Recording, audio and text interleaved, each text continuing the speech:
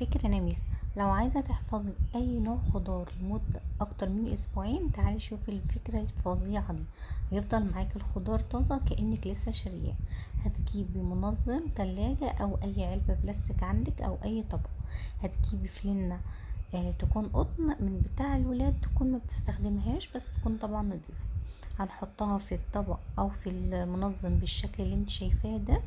ونجيب بقى، انا معايا النهارده طماطم، همسكها واحده واحده بالمنديل. انا طبعا مش غسلاها، بس انا كنت حطاها في التلاجة، فعشان لو يعني ايه لو عرقت ولا اي حاجه بمسحها في المنديل. لازم تكون ناشفه كويس قوي، وكمان الطماطم لازم تكون ماسكه نفسها، ما تكونش مستويه علشان تعيش معاكي مده طويله.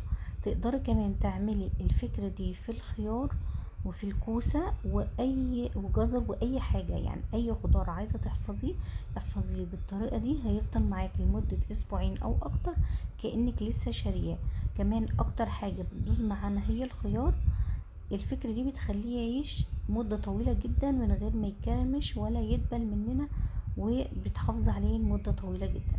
انا طبعا منقية الطماطم واحدة بواحدة وجايباها جامدة، بس لو في مستوية هي مش هتضرب منك، هي هتعيش في كل حاجة بس هتستوي زيادة.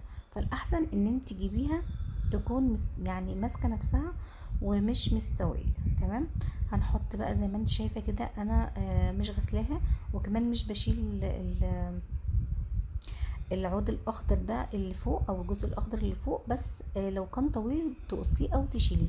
تمام. بعد ما رصيتها كلها هحط معاها معلقه شاي صغيره، دي اللي بتحافظ عليها، او ممكن تحطي معاها اسفنجان بتاع الاطباق بس تكون جديده طبعا وناشفه.